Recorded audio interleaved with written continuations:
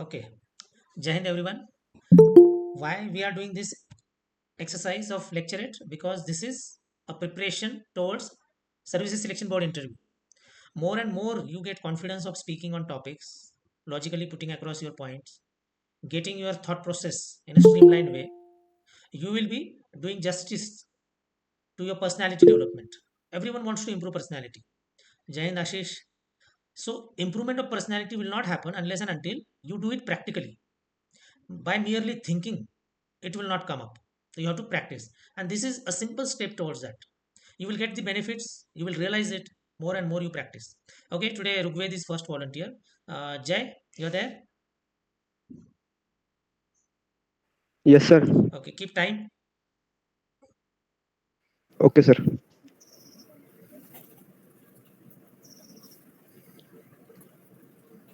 Are you ready? Yes. Okay, you can start now. Jai Hind everyone. Myself, Rugved Kulkarni. Today my topic is can China be a hegemony with India becoming a superpower? So first of all, we will see some strategic turns taken or will be taken by China. According to Chinese article, it is said that China will have to fight 5 to 6 wars in upcoming 50 years. These are unification of Taiwan, either through peaceful unification or through war. Second is reconquest of Spratly Islands, that is Vietnam and Philippines. Third is reconquest of southern Tibet. The strategy for conquering southern Tibet is by disintegrating India in some ways. Fourth is reconquest of Diaoyu Islands and Ryukyu Islands. And fifth is unification of Outer Mongolia.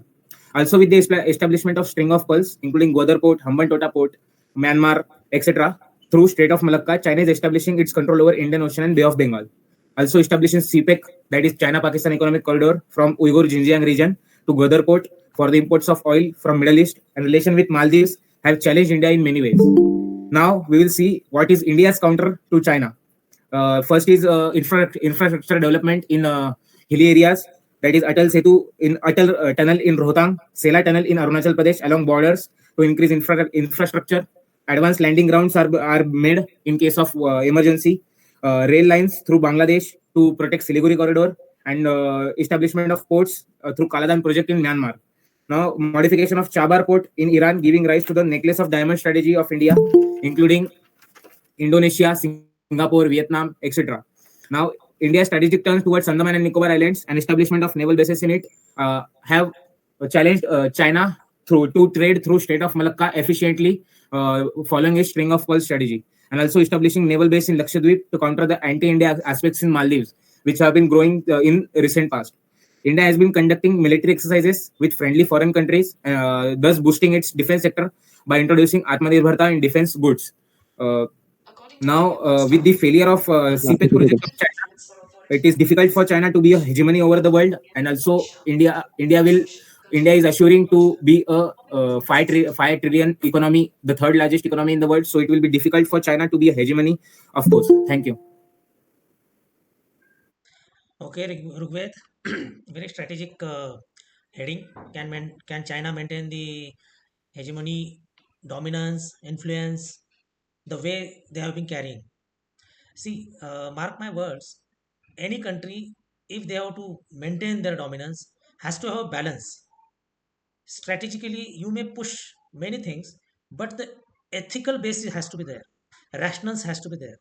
During Cold War, Russia and US were trying to fit into that first man show because they were trying to prove that we are the leaders. And ultimately, Russia got down and US got up. But then, if you are not balanced, someone else will fight with you and your position will be shifted. Today, it is happening. A lot of debate is happening whether China has overtaken US in terms of world dominance or it is giving it tough fight. Ultimately, China is pushing many things. And India, in the Asian scenario, is giving a tough fight to China's dominance. China is trying to engulf us, trying to dominate small countries around us and all over the world also through the economic policies. They are giving huge loans and then putting their dominance on these small countries because once you have got these debt laden countries under you, they have to listen to you. So this is a policy.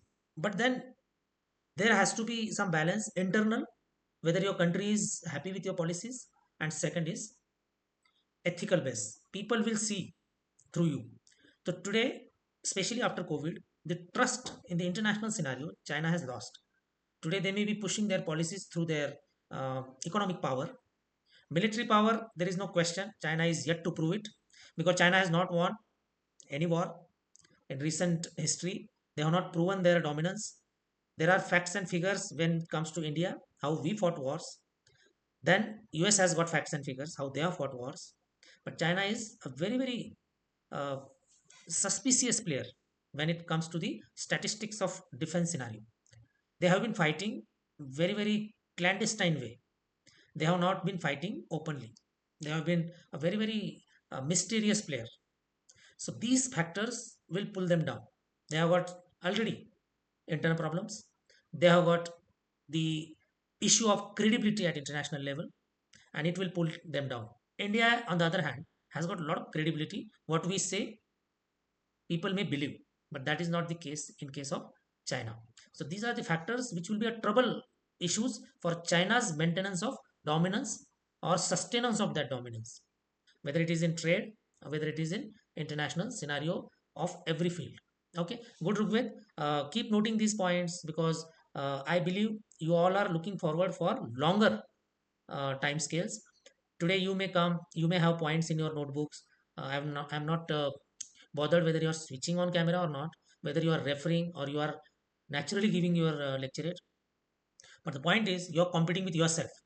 You should be looking ahead after 3 months. What is my quality of speech, lecture speech? What is the quality of confidence?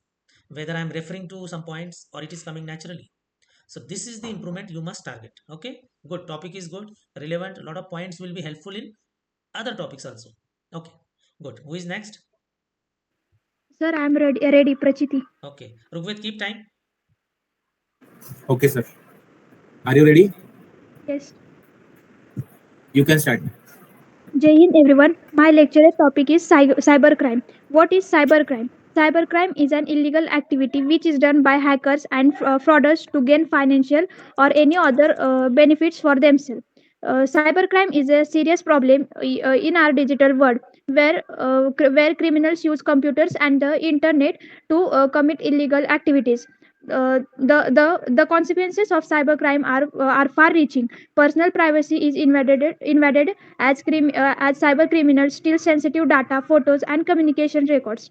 If a person is harassed, humiliated, or threatened online, ethical hackers can help organizations to identify vulnerabilities in their systems before malicious hackers exploit them.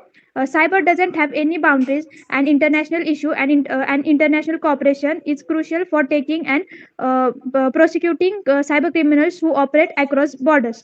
Uh, to to combat cybercrime effectively, a multifaceted approach is required for involving education, technology, legislation, and international cooperation.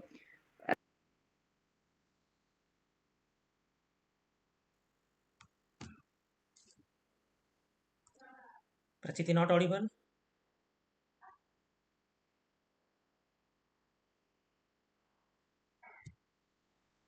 Maybe some internet issue. At conclusion, we can say that the cybercrime is a dangerous offense to someone's privacy. Above all, cybercrime is a violation of not only law but of human rights also. Thank you. Very good, Prachiti. This topic is going to be alive for next couple of years or maybe for our lifetime, because all offenses are shifting from the normal domain, the conventional domain, to the cyber platform. Real challenge, like previous topic, if China has to maintain its dominance, hegemony, this is obstacle. As long as you are able to dominate the cyber platform, you are okay. But the moment you are breached, your cyber security is breached, you will not come to know. And by the time you come to know, a lot of damage has happened. This will be the future scenario. And that's why a lot of people say the future 9/11 will be on cyber platform. This statement, try and understand the gravity of it. A lot of government sites, data breach, all these things will be vulnerable in future. Already a lot of countries are investing so much, a lot of manpower is put in this sector, so that enemy are targeted sitting within your own territory. Future wars may not happen on battleground, it will be on cyber platform, electronic platform. Maybe without entering into a war field, the nations can collapse, other nations can win or achieve their aims regarding the adversaries. If we want to finish a country, social media campaign can be pushed very, very systematically through cyber platforms. A lot of attacks can happen, a lot of data manipulation can happen, and social media influence. We see today how it is affecting whether it is local elections or whether it is some kind of unrest in any country. And that is the importance. One point Prachiti was highlighting about international cooperation. This is the area where I think world is lacking. International cooperation as such is difficult to achieve, whether it is pollution control, whether it is greenhouse effect, or whether it is some kind of nuclear policy. And same thing is applicable to cyber world. Dark web is the reality today. The speed of internet is increasing, so will be the crime speed will increase. Within fraction of seconds something will be lost. This is the future, and we all will be living in this scenario in the coming years, and we should be aware of it. The awareness can help us. Prevention is better cure. So we have to be aware of what kind of damage can happen on cyber platform at individual level, at organizational level, at national level, and then only will be protected. Good, Prachiti, confidence is coming up, your points are Thank you, sir. flowing good, but then I am afraid all of you are practicing naturally or still referring to notes. That is your real test.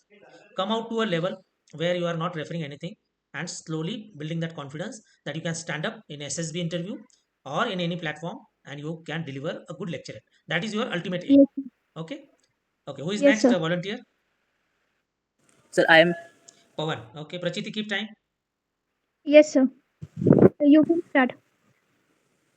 Good evening to all and one. Today's my topic is health is wealth. Health is the biggest wealth for a human being in his entire lifetime. One can survive without excess money, but can't survive without good health.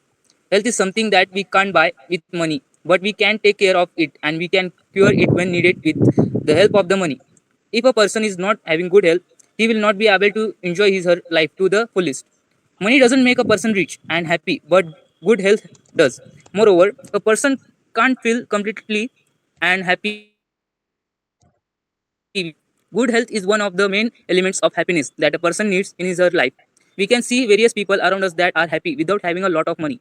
However, they are happy because they have good health and they enjoy their lives. We can also see many people that are having a lot of money and are rich enough to buy anything they want, but still they are not totally happy. Moreover, they are not satisfied with their life. They are not satisfied with their health. They are not satisfied with their life. They are not satisfied with their health. They are not satisfied with their life. They are not satisfied with their health. They are not satisfied with their life. Not able to hear, Pawan. Others are able to hear. No, sir. Maybe some internet Is her connectivity. things you? Pawan, check your connection. Yes, sir. Not able to hear. Sir, my voice audible? Now audible. Go ahead. If someone wants perfect health, then first of all, he she has to improve the quality of the thoughts that generate and occur in their mind. Then he she improves his her chemistry from within. For a healthy lifestyle, one should follow many rules and should also sacrifice many things in their daily routines. On the other hand, if a person spends half an hour on exercise daily, then he she will be able to eliminate the toxicity from the body. My conclusion is finally we all are aware that our health is the most important wealth that we have. We know Last that we 30 can earn seconds. money if once we lose it, but we can't get back our good health easily if we lost it due to carelessness. Health is the only wealth we are born with, and we even die with our health. So make a healthy lifestyle a priority. Thanks. Very good, Pawan. Topic is very simple yet very important when it comes to Services Selection Board interview. This is the priority actually. Whatever points Pawan was trying to correlate, relation with the thought process of a human being, how health gets affected if your thought process is a problem, isn't it? So the way you think, your health responds to that. Your mental health and physical Yes, sir. health has got relation. You are able to hear? Yes, sir. Okay. Sir, there was Yes, a sir. network issue.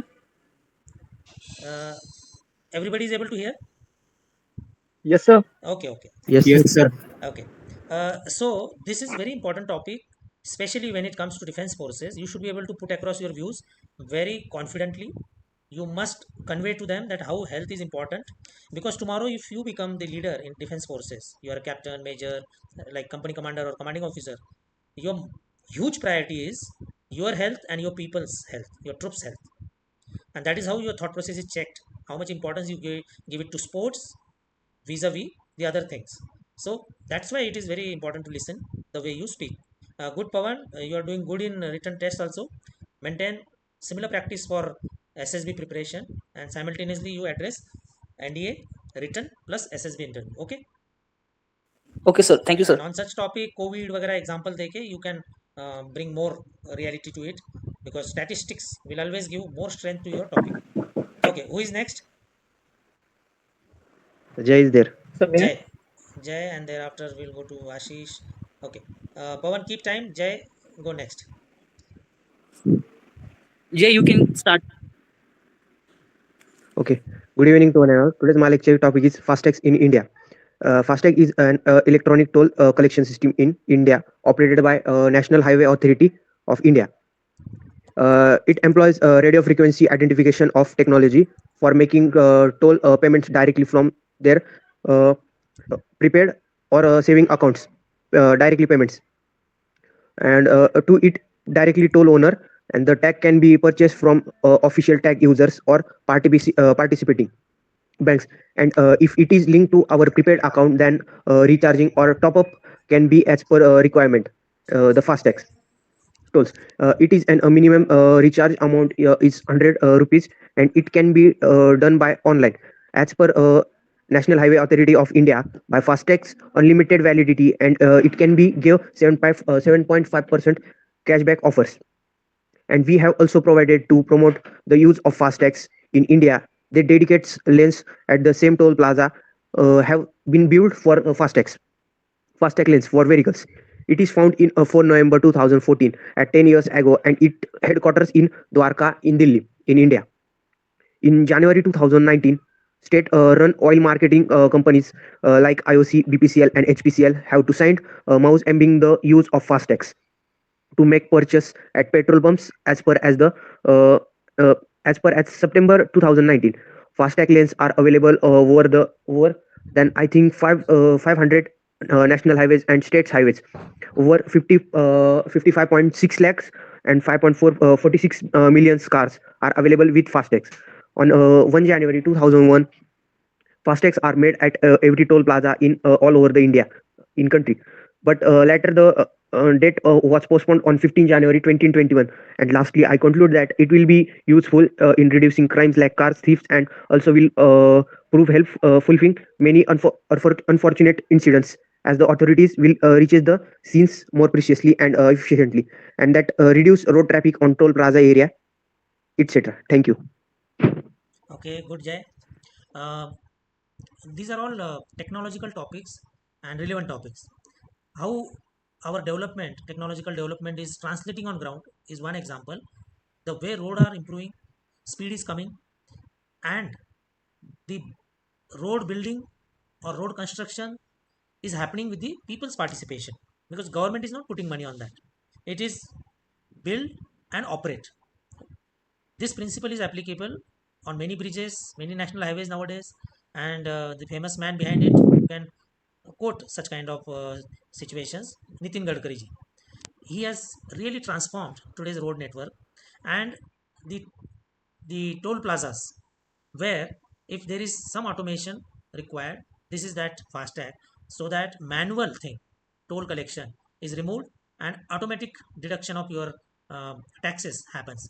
A step further to it, the Gadkari is talking now, there will not be any toll plaza. Like what is happening on Samruddhi highway. You enter onto the highway and you exit from that highway, the distance will be charged. How much road you have used. So that means it is Google Map linked. So you are tracked, and technology is helping us. This is how we are moving forward. Imagine if there is a manual toll plaza, how much fuel is consumed there merely by standing in that lane. The vehicles are waiting for human transactions. the money transactions. So this automatic transactions is helping, speed is increased, your time is saved, and fuel is saved. Try and understand, fuel is imported entity in India, and it is not uh, helping us if we are using more and more fuel, because it is not our own production, it is coming from outside, and that is the biggest reason this technology is very very useful. Okay, good.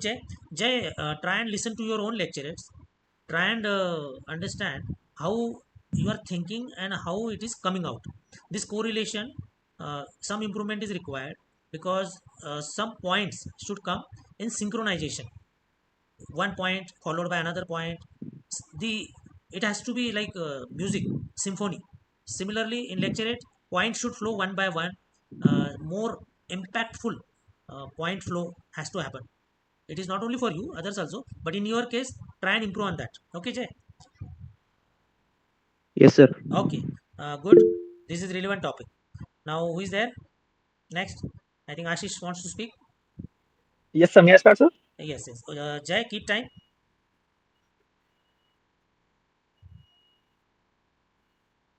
Jay, can you keep time? Yes, sir. Your tone is down. You can start. Okay. You can start now. So, okay. So, good evening to all. Today, I'll be speaking on the topic role of women in the Indian freedom struggle. So, the history of Indian freedom struggle would be incomplete without mentioning the contribution of women. The sacrifice made by the women of India will occupy a foremost place in our hearts throughout our life. When most of the men freedom fighters were in jail, the women came forward and took charge of the struggle. They fought with true spirit and courage, facing various tortures, exploitations, and hardships to earn us freedom.